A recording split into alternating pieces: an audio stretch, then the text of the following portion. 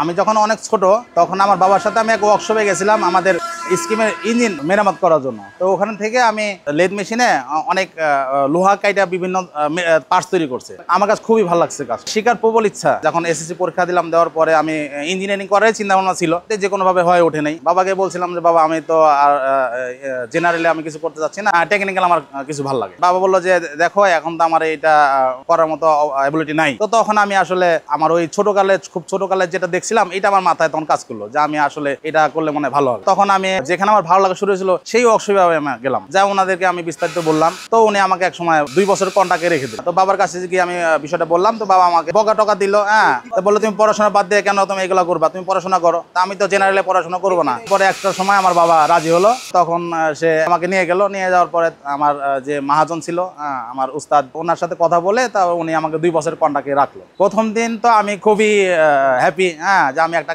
কাজে আসছি।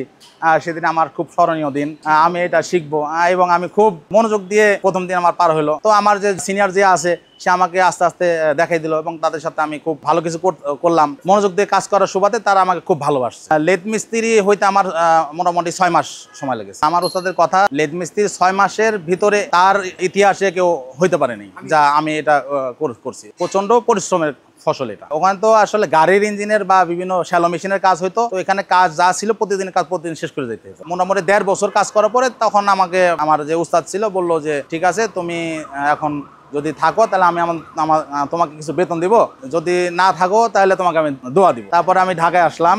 ঢাকায় আসার পরে আমি এক ওয়ার্কশপে আমার মামার বন্ধু আর কি, তো উনি আমাকে এক ওয়ার্কশপে কাজে লাগাই দিত। তো ওখান থেকে আরো অ্যাডভান্স লেভেলের কাজের জন্য আমি অন্য আরো ওয়ার্কশপে কাজ করলাম। এটার খুঁটিনাটি সব আমার জানতে হবে, এর জন্য যা করণীয় আমি তা করছি। আমি যেখানে কাজ নাই সেখানে আমি কখনো কাজ করিনি। যেখানে প্রচুর কাজের চাপ এবং নিত্য নতুন কিছু ওইখানে আমি কাজ করতাম। এরকম আছে আমার ইতিহাস। ঠিক আছে, 15 দিন কাজ করছি বা 20 দিন কাজ করছি, কিন্তু এখানে অ্যাডভান্স কোনো কিছু নাই, শিখতে পারতাছি না। তখন আমি বেতন ফালাই থেকে চলে আসছি। সেটা যাই হোক, আমি বেতন কখনো নিতেও যাইনি, কারণ আমার তো বেতন দরকার না। আমার তো দরকার ছিল হলো আমার কাজ শিখা, যে আমি কোনো কিছু শিখা, অ্যাডভান্স কোনো কিছু জন্য শিখি।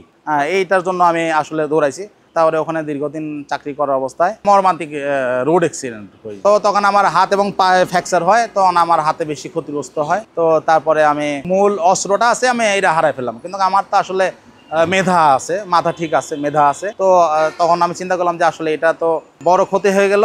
তো এটা আমি যদি এখন আমাকে কোম্পানিকে দরকার আছে, আমাকে একটা সময় দেখা যায় কোম্পানিকে আমাকে দরকার নাও হতে পারে। তখন সেই প্রবল ইচ্ছা থেকে আমার সেই ছোটকালে যে একটা টেন্ডেন্সি ছিল যে কখনো যদি সুযোগ পাই আমি একটা ওয়ার্কশপ করব। এটা আমার আগে থেকে স্বপ্ন ছিল। যখন আমি ওয়ার্কশপে যেদিন কাজে ঢুকছি সেদিন থেকে আমার স্বপ্ন ছিল। যাই হোক, তারপরে আমি এই ওয়ার্কশপে আমি 6 বছর ফোরম্যানি করছি। এখন যে ওয়ার্কশপের মালিক। তো আমার যে দ্বিতীয় ওস্তাদকে ফোন দিলাম, সেকেন্ড ওস্তাদ মোহাম্মদ শাহিন, ওনাকে ফোন দিলাম যে আমি তো এই অবস্থা, আমি তো ব্যবসা করতে চাই। তো ওস্তাদে বললো ঠিক আছে, তোমার সাথে আমি কালকে কথা বলবো। তো আমি ওস্তাদের অপেক্ষায় থাকলাম। পরে কালকে উস্তাদ আমাকে ফোন দিয়ে বললো যে ঠিক আছে, তুমি ব্যবসা করতে পারবা, যদি আমার সাথে আসো, তুমি চলে আসো, তুমি আমার সাথে ব্যবসা করতে পারবা। তো উস্তাদের সাথে আসলাম, পার্টনারে আসলাম আমি। তো পার্টনার আসার পরে উস্তাদে ব্যবসা করতে করতে উস্তাদে আবার বড় একটা রিসোর্ট করছে আর কি পঞ্চগড়ে। তো উস্তাদে রিসোর্ট আর এদিকে ওয়ার্কশপ, আসলে দুইটা তো হ্যান্ডেল করতে পারে না। তো একটা সময় উস্তাদ বললো ঠিক আছে, তুমি ওয়ার্কশপটা নিয়ে নাও। এই যে ওয়ার্কশপটা আসলে আমি একসময় কাজ করছি। আমি আজকে এই ওয়ার্কশপের মালিক। এটা আল্লাহ তাআলার অশেষ রহমত, আলহামদুলিল্লাহ। আমার একটা স্বপ্ন ছিল এরকম একটা ওয়ার্কশপ করব, আল্লাহর রহমতে এটা আমি সক্ষম হয়েছি। প্রোডাক্ট তো অনেকেই বানায়, কিন্তু প্রোডাক্ট তৈরি মেশিন আসলে আমি বানাই। আমি প্রোডাক্ট তৈরি মেশিন বানাই। এই মেশিন দিয়ে অনেক বড় বড় উদ্যোক্তা হয়, বড় প্রতিষ্ঠিত ব্যবসায়ী হয়।